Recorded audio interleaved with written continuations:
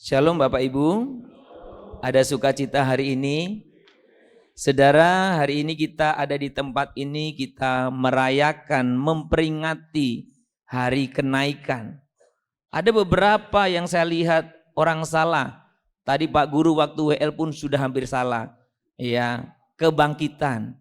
Dan saya tadi lihat di grup saya juga ada beberapa orang yang salah. Ya, kebangkitan. Tapi memang kenaikan dan kebangkitan itu nggak bisa dipisahkan. Karena kalau Tuhan tidak bangkit, boro-boro ada kenaikan. Nggak ada. Karena Tuhan Yesus bangkit, maka hari ini kita boleh merayakan hari kenaikan. Kita bersyukur karena saudara, Tuhan yang kita percaya, Tuhan yang kita sembah, Tuhan yang hidup. Amin saudara. Saudara bangga jadi orang percaya? Saudara perlihatkan dalam kehidupanmu setiap hari bahwa engkau bangga. Bersama-sama saudara-saudaramu yang lain yang belum percaya, engkau boleh banggakan. Allahku Allah yang hidup. Saudara, terima kasih untuk hari ini kita boleh ada di tempat ini, dan selamat datang bagi Bapak Ibu yang mungkin hadir dalam acara ini, dalam ibadah ini. Saya senang juga ada orang tua kami, Pak Ivan, Bu Sabella bersama-sama kami. Ya, belum beraksi nih ya Bapak Ibu. Ya, inilah kami di Jakarta Pusat ini. Ya, kita bersyukur beliau bersama-sama kita. Beliau aktif juga ikut doa pagi kita. Jadi hari ini lihat di gereja kita. Saudara, ketika kita berbicara tentang kebangkitan, saudaraku, berbicara kebangkitan berarti sebenarnya berbicara tentang Yesus yang hidup. Dan kalau kita berbicara tentang hari ini kenaikan, juga berarti berbicara tentang Yesus yang hidup.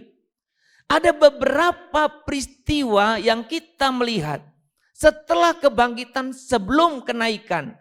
Tuhan Yesus beberapa kali menampakkan diri kepada murid-murid dalam berbagai peristiwa di berbagai tempat. Saudara, ini sangat penting. Kenapa? Karena kalau Tuhan Yesus hanya menampakkan diri mungkin sekali kepada seseorang saja, saudara bagaimana bisa dipercaya secara legal kan? Kalau Tuhan Yesus hanya menampakkan diri mungkin kepada murid-muridnya dalam satu tempat saja, ya, atau kepada Maria atau kepada perempuan-perempuan saja, saudara, sulit dibuktikan. Tetapi saudaraku, peristiwa atau sejarah mencatat betapa Yesus selama 40 hari itu berulang kali atau berkali-kali menampakkan diri kepada murid-murid. Itu artinya bahwa Yesus benar-benar hidup. Bukan perasaan Yesus hidup, bukan. Yesus benar-benar hidup. Nah saudara, kalau saudara membaca dalam kitab Kisah Para Rasul juga pasca kebangkitan, kebangkitan Kristus atau peristiwa hari ini kenaikan juga memperlihatkan bahwa Yesus yang hidup itu karyanya tidak berhenti, pekerjaannya tidak pernah berhenti, karyanya masih terus berjalan bahkan sampai hari ini dan sampai nanti dia datang yang kedua kali. Sudah, jadi Tuhan tidak mati. Yesus tetap berkarya, saudaraku. Dan yang ketiga, yang tidak kalah pentingnya, ketika kita merayakan kenaikan, kita percaya, kita melihat bahwa Kristus sekarang tidak lagi dibatasi oleh ruang dan waktu. Maka pasca kebangkitan, kadang Yesus melihat, murid-murid melihat di sana, ada penampakan di sana, ada penampakan di sini. Saudara-saudara, Yesus yang bangkit, Yesus yang tidak dibatasi ruang dan waktu lagi. Maka kalau sekarang orang masih berbicara tentang Kristus, pola pikirnya masih Yesus yang belum bangkit, ya sampai kapanpun gak nyambung. Jadi gak perlu diladeni lah yang seperti itu, karena gak nyambung. Pola pikirnya masih pola pikir kita, manusia, benda. Tuh kalau Yesus di sini, mari gimana bisa di sini? Sini bagaimana di sini? Kalau di sini mati, di sini bagaimana? Saudara, karena pola pikirnya kagak nyambung. Jadi saudara, yang seperti itu tidak perlu Anda habiskan energi untuk memikirkannya. Karena Kristus kita hidup, Kristus melampaui akal pikiran Anda.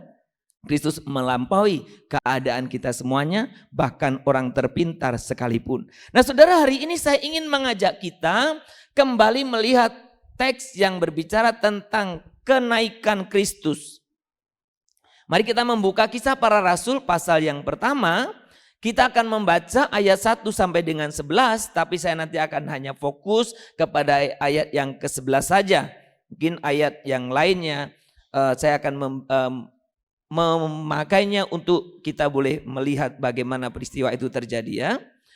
Kisah Para Rasul pasal pertama, kita akan membaca ayat 1 sampai dengan ayat yang ke-11. Kita akan membaca secara bergantian ya. Saya akan membaca ayat 1, Bapak Ibu sampai ayat 2, demikian bergantian sampai nanti ayat 11 kita baca bersama-sama. Hai Theophilus, dalam bukuku yang pertama aku menulis tentang segala sesuatu yang dikerjakan dan diajarkan Yesus. Sampai pada hari ia terangkat, sebelum itu ia telah memberi perintahnya oleh Roh Kudus kepada rasul-rasul yang dipilihnya. Kepada mereka ia menunjukkan dirinya setelah penderitaannya selesai. Dan dengan banyak tanda ia membuktikan bahwa ia hidup. Sebab selama 40 hari ia berulang-ulang menampakkan diri dan berbicara kepada mereka tentang kerajaan Allah. Pada suatu hari ketika ia makan bersama-sama dengan mereka, ia melarang mereka meninggalkan Yerusalem dan menyuruh mereka tinggal di situ menantikan janji Bapa yang demikian katanya, telah kamu dengar daripadaku. Sebab Yohanes membaptis dengan air, tetapi tidak lama lagi kamu akan dibaptis dengan Roh Kudus. Maka bertanyalah mereka yang berkumpul di situ, Tuhan, maukah engkau pada masa ini memulihkan kerajaan bagi Israel? Jawabnya, engkau tidak perlu mengetahui masa dan waktu yang ditetapkan Bapa sendiri menurut kuasanya. Tetapi kamu akan menerima kuasa kalau Roh Kudus turun ke atas kamu. Dan kamu akan menjadi saksiku di Yerusalem dan di seluruh Yudea dan Samaria dan sampai ke ujung bumi. Sesudah ia mengatakan demikian, terangkatlah ia disaksikan oleh mereka dan awan menutupnya dari pandangan mereka. Ketika mereka sedang menatap ke langit, waktu ia naik itu, tiba-tiba berdirilah dua orang yang berpakaian putih dekat mereka. Dan berkata kepada mereka sama-sama, hai orang-orang Galilea, mengapakah kamu berdiri melihat ke langit? Yesus ini yang terangkat ke surga meninggalkan kamu akan datang kembali dengan cara yang sama seperti kamu melihat dia naik ke surga. Saudara, peristiwa kenaikan itu suatu peristiwa yang kemudian nanti ditutup dengan satu transisi. Bagaimana zaman ini nanti dibedakan, nanti saya akan jelaskan sedikit. Tetapi kita coba membaca sekali lagi. Hai orang-orang Galilea, mengapakah kamu berdiri melihat ke langit? Yesus ini yang terangkat ke surga meninggalkan kamu akan datang kembali dengan cara yang sama seperti kamu melihat dia naik ke surga. Saudara, kenapa saya katakan bahwa ini merupakan satu transisi?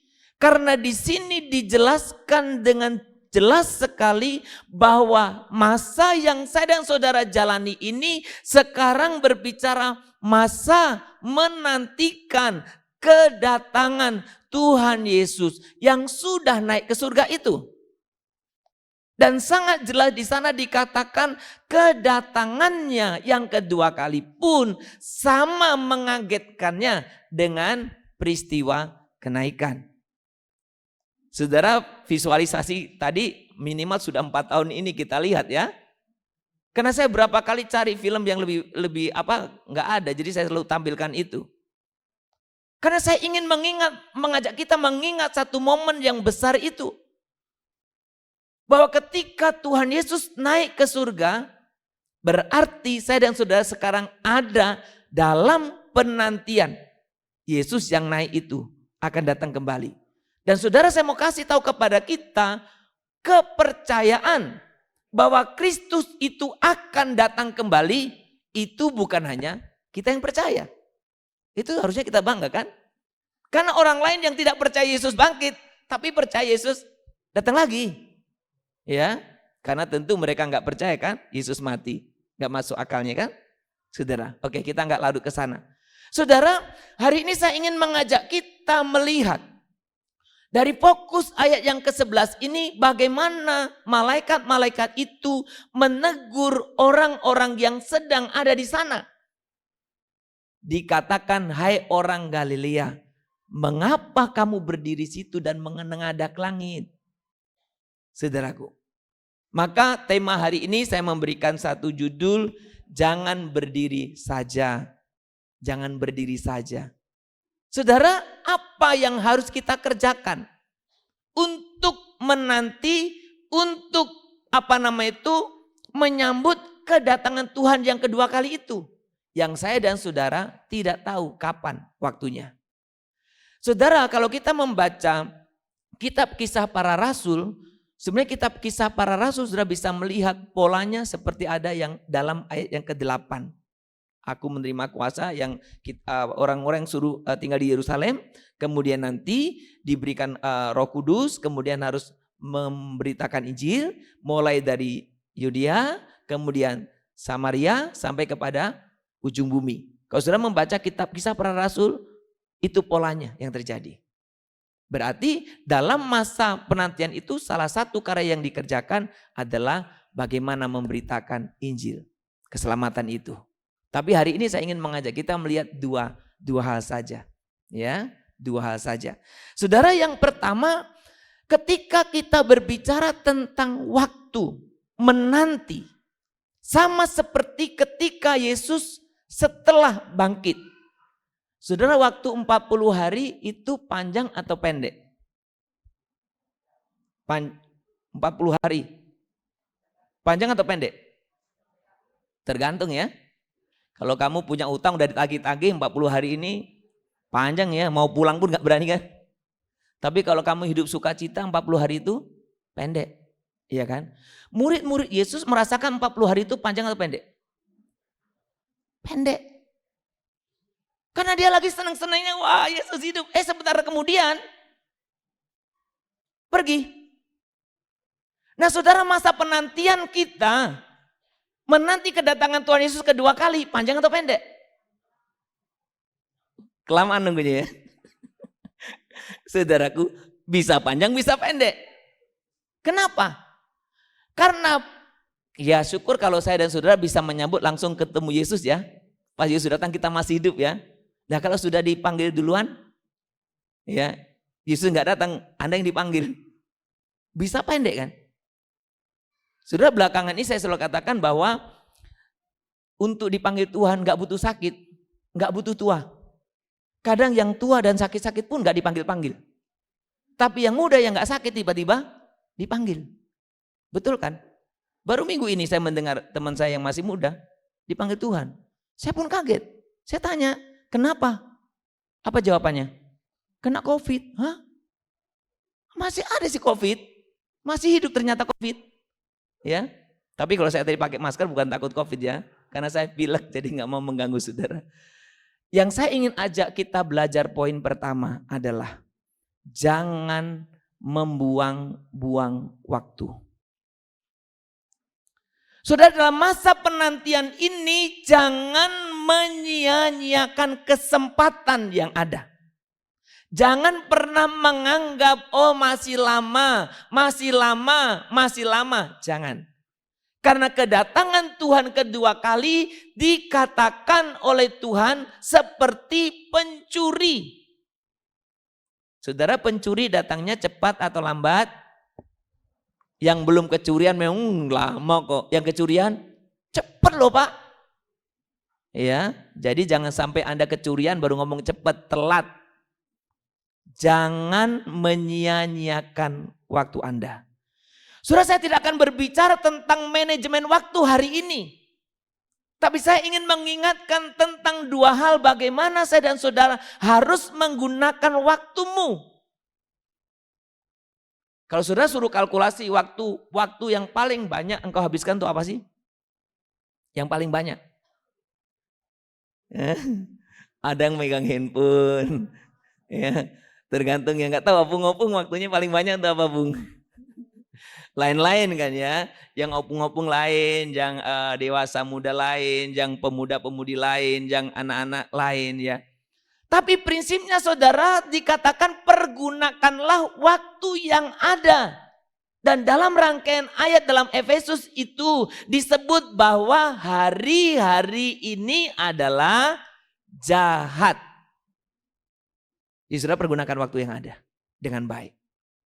Bagaimana kita mengelola waktu yang ada dengan baik? Saudara, bagaimana kita menggunakannya untuk membuat yang prioritas? Sekali lagi hari ini saya tidak sedang bicara manajemen waktu. Tapi saya ingin mengajak Anda melihat hal yang penting sehubungan dengan menyambut kedatangan Tuhan. Saudara, Mazmur 84 ayat yang ke-11 ini sering disalahpahami orang artinya. Saya kutip di sini, lebih baik 1 hari di pelataranmu daripada 1000 hari di tempat lain. Karena pemahaman atau tafsir yang salah, maka banyak orang Kristen datang cuma sekali setahun. Itu kan setahun belum ada 1000 hari kan? Baru 365 kan? Ini karena baca ayat ini. Oh berarti saya kurang ya, berarti 3 tahun sekali datang ke gereja. Kan lebih baik 1 hari di pelataranmu daripada 1000 hari di tempat lain. Jadi 1 hari saja. Itu salah pemahamannya. Ayat ini mengajarkan kepada Anda bahwa sebanyak-banyaknya waktu yang engkau miliki, semestinya engkau harus pakai lebih banyak untuk apa? Mengalami ada dalam hadirat Tuhan. Waktumu bersama dengan Tuhan itu waktu yang sangat berharga. Harusnya menjadi prime time dalam waktumu, dalam hidupmu. Tapi persoalan sekarang ada banyak orang yang mengabaikan ini. Ada banyak orang yang mencoba untuk mengepres semuanya. Zaman modern ini semua pendek. Apalagi hidup kita selalu dipengaruhi oleh TikTok. TikTok atau TikTok atau TikTok lah ya. Jadi ada yang meneliti, saya nggak tahu dia penelitiannya apa dasarnya. Diadakan survei orang yang suka lihat TikTok tuh cuma tahan berapa menit sih, berapa detik. TikTok rata-rata berapa detik? Pendek lah ya katanya. Ada yang membandingkannya dengan ikan mas. Ini karena kita banyak orang Tapanuli kan sering makan ikan mas. Ikan mas tuh ikan yang gerak-gerak terus. Nggak bisa tenang. Ya. Jadi ikan mas sama TikTok itu katanya hampir sama. Gerak terus gitu ya. Nah orang yang sudah lihat TikTok, nah ini kalau ini seloroh ya. Orang yang suka lihat TikTok, kemudian makan ikan mas. Jadi nggak bisa tenang. Nah itu seloroh kali itu. Tapi maksud saya begini saudaraku. Dalam kehidupan kita kadang untuk memberikan waktu sejenak saja. Membangun relasi dengan Tuhan begitu susah. Kita lebih disibukkan dengan berbagai macam hal. Maka poin yang pertama ini saya katakan. Jangan membuang-buang waktu dalam hidup kita. Menanti kedatangan Tuhan kedua kali itu. Karena kedatangannya itu seperti seorang pencuri. Saudara yang kedua, selain jangan membuang-buang waktu, apa yang kita harus lakukan? Yang saya dan saudara harus lakukan adalah mempersiapkan diri. Kalau saudara mau menyambut seseorang, ya datang, semestinya kita mempersiapkan diri. Pertanyaan kita apa yang harus kita persiapkan? Nah untuk poin yang kedua ini saya hanya ingin fokus ke beberapa hal. Yang pertama yang saya dan saudara harus persiapkan adalah saudara intimasimu dengan Tuhan. Karena Tuhan datang untuk ngapain? Datang untuk apa? Jemput Anda. Kalau jemput Anda dibawa kemana? Di surga. Di surga Anda mau ngapain? Main TikTok? Gak ada. Di surga mau ngapain Anda? Hidup kekal mau ngapain? Kalau hidup kekal gak ngapa-ngapain kan boring ya. Mau ngapain hidup kekal? Saudara, kita kadang sering, oh nanti datang, Tuhan datang, ya, menjemput saya. Dibawa kemana? Di surga. Di surga ngapain? Hah? Hidup kekal ngapain? Saudara, banyak orang melupakan prinsip yang penting ini. Saya dan saudara di surga itu mau tinggal bersama-sama dengan Tuhan. Saya mau bertanya sekarang kepada saudara, apakah saudara bisa nyaman dan tahan lama tinggal bersama-sama orang yang gak ada kenal? Yang gak Anda kenal? Nih besok Usinda nih mau retret nih. Umpamanya bapak-bapak Usinda atau Opung atau Inang ya. Inang atau Amang ya. Di satu kamar dengan orang yang dikenal. Lebih enak mana? Dengan satu kamar dengan orang yang kenal. Hah? Yang kenal kan? Pertanyaan saya, kalau kamu nanti di surga kamu mau tinggal dengan Tuhan tapi kamu nggak kenal Tuhan, bagaimana? Jauh-jauhan Pak, yang penting di surga saja. Yang saya khawatir pun Tuhan nggak jemput Anda, itu aja. Orang gak kenal, ngapain dijemput? Saudara, banyak orang percaya mengabaikan kebenaran ini. Saya dan saudara mempersiapkan diri untuk boleh menyambut kedatangan Tuhan, membangun relasi dengan Dia. Saudara, saya ingin salah seorang mungkin singer atau worship leader membuka Kejadian pasal 5 ayat 24. Tolong dibaca. Kejadian 5 ayat 24 dan nanti satu orang Yohanes 15 ayat 5. Kejadian dulu. Kejadian 5 ayat 24. Coba dibaca. Kejadian 5 ayat 24, dan Henokh hidup bergaul dengan Allah, lalu ia tidak ada lagi sebab ia telah diangkat oleh Allah. Satu contoh loh, siapa yang diangkat oleh Allah? Ngapain dia diangkat? Kalau kenal aja enggak, ngapain diangkat ya? Kalau saya ini suruh jemput nih di bandara ya, begitu banyak orang, saya jemput berarti siapa? Yang saya kenal. Ngapain saya tarik? Yuk kamu ikut aku. Enggak mungkin. Nah saudara, sekarang pastikan dirimu apakah engkau sekarang membangun relasimu, intimasimu dengan Tuhan. Istilahnya bergaul. Mempersiapkan diri menyambut kedatangan Tuhan itu semestinya kita hidup bergaul dengan Dia. Membangun intimasi kita dengan Tuhan. Membangun relasi kita dengan Tuhan. Bagaimana kita bisa membangun relasi dengan Tuhan? Saudara, Yohanes 15 ayat 5. Ini bahan sel grup tadi malam. Yuk dibaca. Yohanes 15 ayat 5, akulah pokok anggur dan kamulah ranting-rantingnya. Barang siapa tinggal di dalam aku dan aku di dalam dia, ia berbuah banyak. Sebab di luar aku kamu tidak dapat berbuat garis apa-apa. bawahi, tinggal di dalam Tuhan. Sudah saya pernah jelaskan ayat ini sebagai satu khotbah. Kapan Yesus berbicara tentang pengertian ini kepada murid-muridnya? Ketika murid-murid ini sudah lama mengikut Yesus. Murid-murid berusaha untuk melakukan yang terbaik. Dia meninggalkan profesinya, meninggalkan keluarganya, mengikut Yesus, belajar mentaati. Tetapi beberapa kali murid-murid ini mengalami kegagalan. Maka bisa kita lihat bagaimana murid-murid itu istilahnya ya, frustasi. Tuhan ini kok gak bisa, ini gak bisa, gagal terus. Tuhan mengajarkan prinsip ini. Yang kamu tahu, yang harus kamu tahu, yang penting adalah kamu tinggal di dalam aku.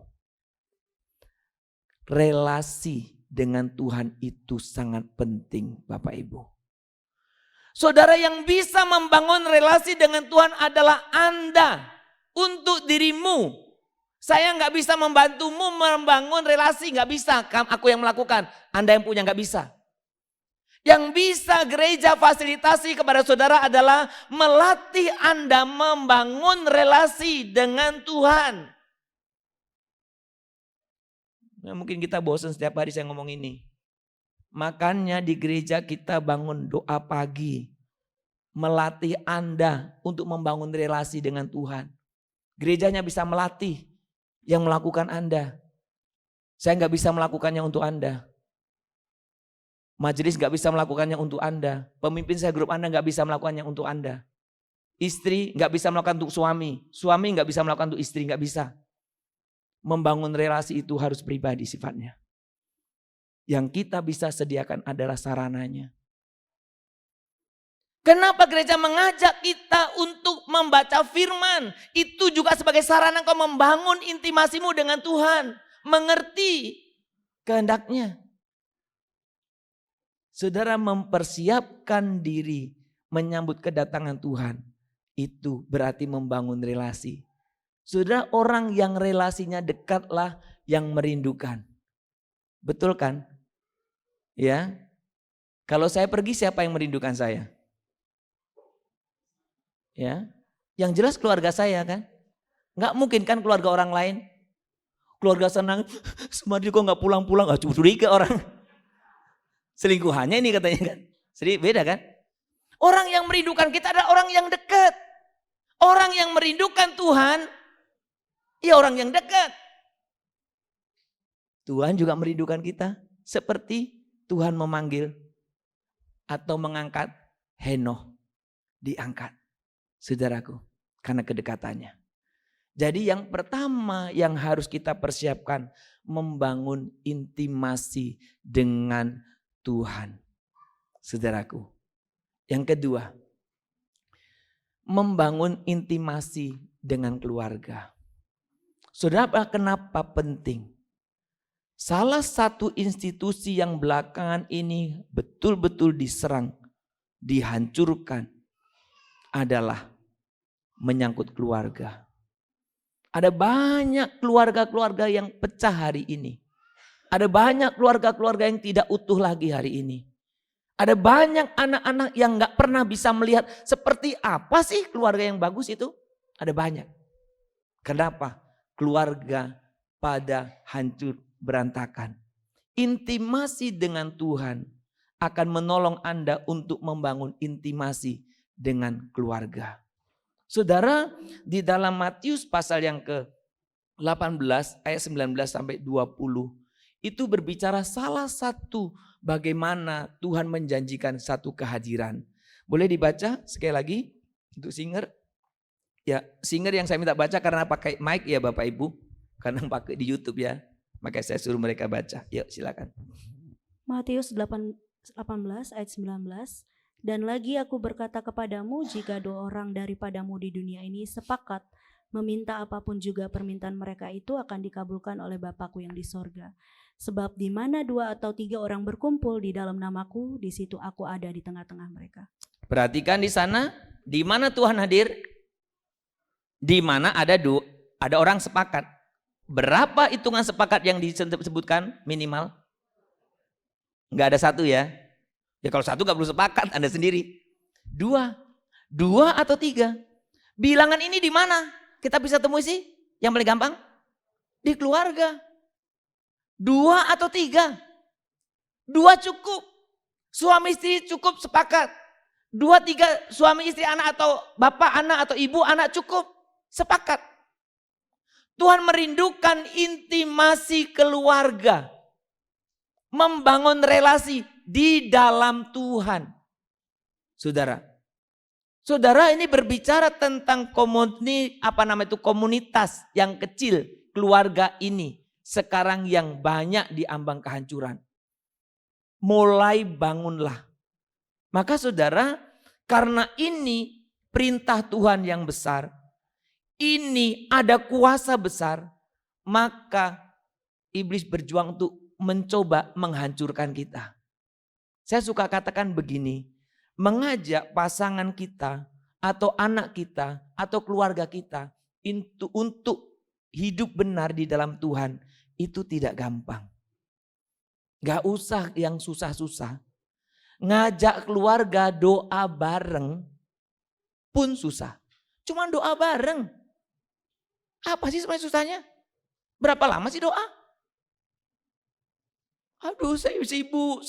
Orang berhenti 5 menit juga kagak mempengaruhi. Emang transaksinya sampai triliunan? Enggak ada kan? Tapi itu berhenti 5 menit doa sama saja. Susahnya setengah mati. Enggak di sini gampang-gampang. Ya.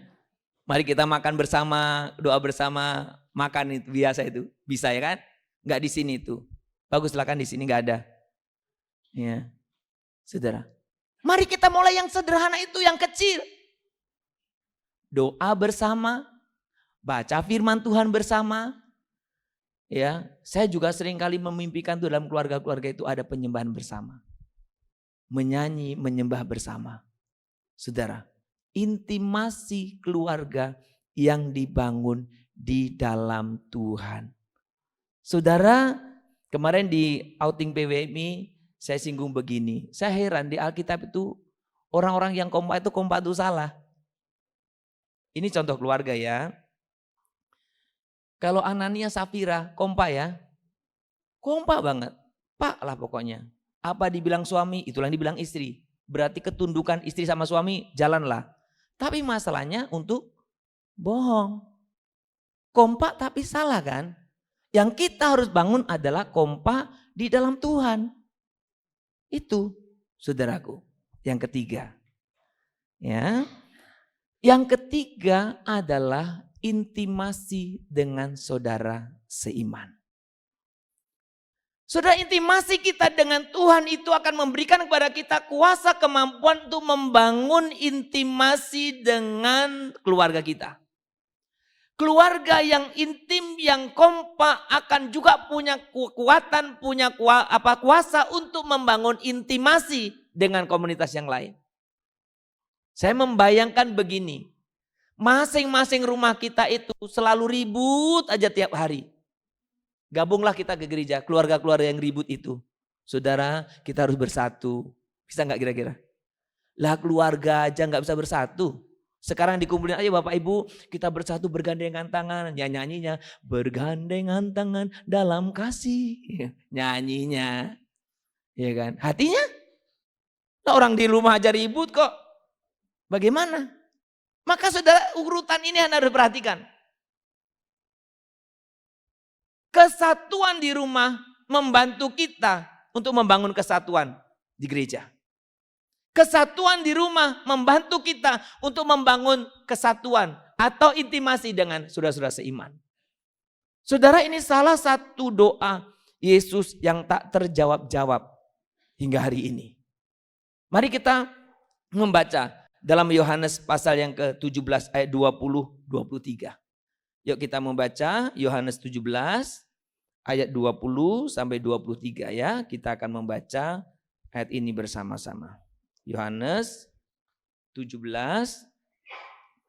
ayat yang ke-20 sampai 23. Kalau sudah mendapatkannya, mari kita membaca secara bersama-sama ya. 1 ayat 20 ya sampai 23. 1, 2, 3. Dan bukan untuk mereka ini saja aku berdoa, tetapi juga untuk orang-orang yang percaya kepadaku oleh pemberitaan mereka, supaya mereka semua menjadi satu, sama seperti Engkau ya Bapa di dalam aku dan aku di dalam Engkau, agar mereka juga di dalam kita, supaya dunia percaya bahwa Engkaulah yang telah mengutus aku. Dan aku telah memberikan kepada mereka kemuliaan yang Engkau berikan kepadaku, supaya mereka menjadi satu sama seperti kita adalah satu. Aku di dalam mereka dan Engkau di dalam aku, supaya mereka sempurna menjadi satu, agar dunia tahu bahwa Engkau telah mengutus aku dan bahwa Engkau mengasihi mereka sama seperti Engkau mengasihi aku. Saudara perhatikan, kesatuan sesama anggota tubuh Kristus itu menjadi satu bukti, menjadi alat promosi kasarnya. Kenapa tadi? Supaya dunia tahu. Itu artinya kalau saya dan saudara tidak bersatu, tidak memiliki intimasi satu dengan yang lain, maka kita tidak punya power untuk bersaksi kepada dunia ini. Saudara, saya memahaminya sederhana ya. Saya Bapak Ibu kadang-kadang keluarga ini, umpamanya anak-anak kakak beradik, kapan sih biasanya mulai tidak kompak atau ribut? Kapan? Ketika orang tuanya ada kan biasanya sering kumpul ya. Kemana? Ke kampung kumpul gitu ya. Semua kumpul. Mulai ibunya atau salah satu orang tuanya meninggal, masih kumpul. Dua-duanya meninggal? Seringkali sudah tidak kumpul ya. Kalau tidak kumpul saja masih bagus tuh, pasif kan. Tapi bukannya tidak kumpul, tapi sering gontok-gontokan. Betul kan? Artinya ketika orang tua tidak ada di tengah-tengah mereka, banyak anak-anak itu tidak bisa bersatu. Pertanyaan saya dan saudara adalah keluarga Allah. Berarti Bapak kita, orang tua kita adalah Allah. Pertanyaan saya, Allahmu mati atau hidup? Kalau kamu ribut, nggak akur, seolah-olah Allahnya mati kan? Yesus kita itu hidup. Dia ada di antara kita. Kalau anak sedang ribut, orang tua ada, biasanya dilerai diam loh. Kenapa? Oh ada orang tua. Masalahnya orang tua nggak ada. Makanya ribut. Saudara, saya memahami sederhana, maka Tuhan Yesus katakan ketika kita bersatu justru kita memperlihatkan status kita kepada dunia. Termasuk dalam konteks hari ini kaitannya dengan kenaikan. Bahwa Kristus itu hidup. Tapi kalau di antara orang percaya, saya berbicara umum ya Bapak Ibu. Di antara orang percaya, gereja-gereja apapun namanya itu, saling gontokan, ribut. Saudara, belum lama ini saya tidak tahu, saya melihat satu tayangan itu nggak tahu berita lama atau baru ya. Tapi ada sebuah gereja, besar gerejanya. Itu ada rombongan itu saling lempar batu. Saya bilang aduh, sedih sekali. Sepertinya Tuhannya mati. Sepertinya orang tuanya sudah mati. Intimasi kita dengan sesama anggota tubuh Kristus itu memberikan kepada kita kuasa untuk kita bersaksi. Saudara, kadang gereja hanya merasa dirinya beda. Tapi faktanya banyak gereja yang di dalamnya orang-orangnya gak beda. Seperti dunia sana. Menyambut kedatangan Tuhan semestinya kita sehati. Saudara, kesehatian itu gak bisa muncul tiba-tiba. Gereja juga memberikan sarana latihan. Kalau mungkin ratusan orang gitu gak bisa saudara kenal kompak kan.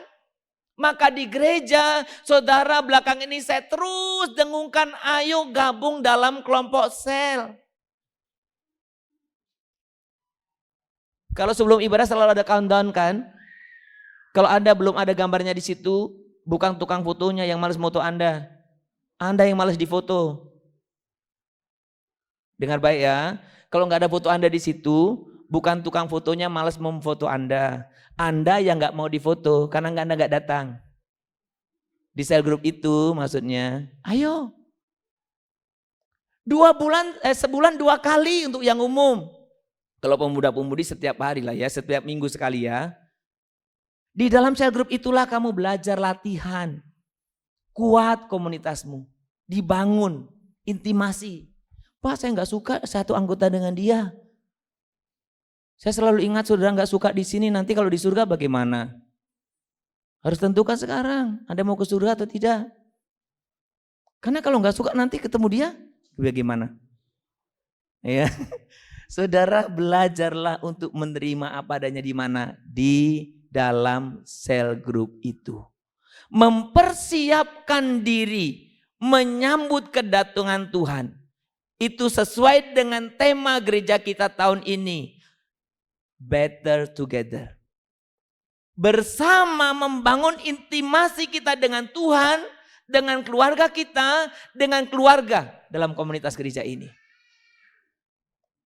Saudara, hari ini saya tadi senang juga saya. Kenapa? Karena hari ini kan gabung. Ya kan? Ini mau contoh sederhana saja.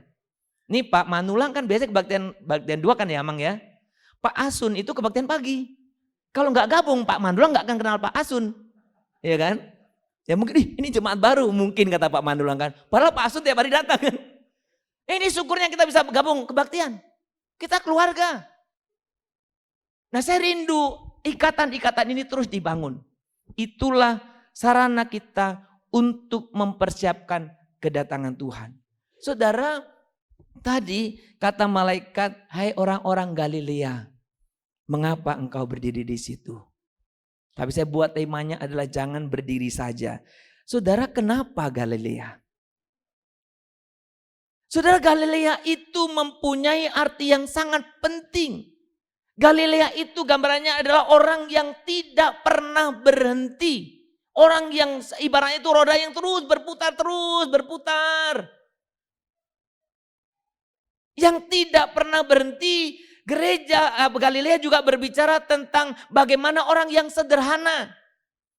Orang Galilea tidak pernah berhenti, kalau kita artikan kekinian tidak pernah berhenti untuk terus mencari Tuhan. Tidak pernah berhenti untuk terus hidup kudus. Tidak pernah berhenti untuk terus berdoa. Tidak pernah berhenti untuk berpengharapan. Tetapi di sisi lain, orang-orang Galilea termasuk orang yang rendah hati, yang sederhana. Dan saudara, yang perlu kita catat di dalam kitab Injil, sekitar 70% lebih mujizat itu dilakukan di Galilea. Saudara, dalam menanti kedatangan Tuhan, saya ingin Anda dan saya belajar dari semangat orang Galilea. Orang yang tidak pernah berhenti, terus mencari. Jadilah pemburu-pemburu Tuhan yang rindu mengalami lawatan Tuhan. Dan itu saudara tidak bisa orang lain mengerjakan itu Anda. Anda yang mengerjakannya. Ada banyak kesibukanmu sekarang, iya. Ada banyak tantangan sekarang, iya. Tapi justru semakin banyak tantangan itu, ayo. Kita terus mencari kehendak Tuhan. Kita tidak pernah menyerah. Tapi ingat, haruslah senantiasa hidup rendah hati. Saudara, ketika berbicara tentang akhir zaman atau kedatangan yang kedua kali, Tuhan Yesus selalu mengingatkan dengan berbagai perumpamaan, tetapi pesannya hampir senada. Apa yang dipesankan kepada kita? Berjaga-jaga. Ya, jangan tidur. Kita akan baca ayat ini dari Markus 13 ayat 35 dan 3-37. Kita baca sama-sama. Karena itu berjaga-jagalah, sebab kamu tidak tahu bila manakah tuan rumah itu pulang. Menjelang malam atau tengah malam atau larut malam atau pagi-pagi buta. Supaya kalau ia tiba-tiba datang, jangan kamu didapatinya sedang tidur. Apa yang kukatakan kepadamu, kukatakan kepada semua orang, berjaga-jagalah. Saudara, memang di gambar itu saya sengaja pilih tentang 5 gadis yang bijak, 5 gadis yang bodoh. Mereka sama-sama menanti.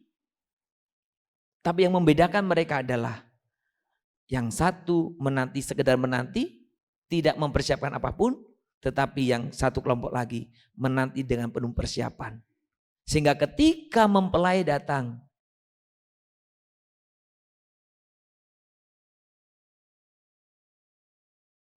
sudah salah satu doa dalam hidup saya, Tuhan, jangan sampai saya nggak setia barang sedetik pun. Karena saya takut ketika saya nggak setia itu engkau datang. Selesai. Tuhan nggak pernah lihat permulaanmu. Tuhan ingin lihat akhirmu. Engkau nggak perlu bangga dulu bagaimana. Yang Tuhan ingin kau sekarang bagaimana hidupmu. Mari saudara, dalam masa merayakan atau memperingati hari kenaikan Yesus ini, pastikan dirimu sedang dalam keadaan siap siaga. Penuh dengan persiapan di mana Tuhan nanti datang menyebutmu dan kau dalam keadaan setia.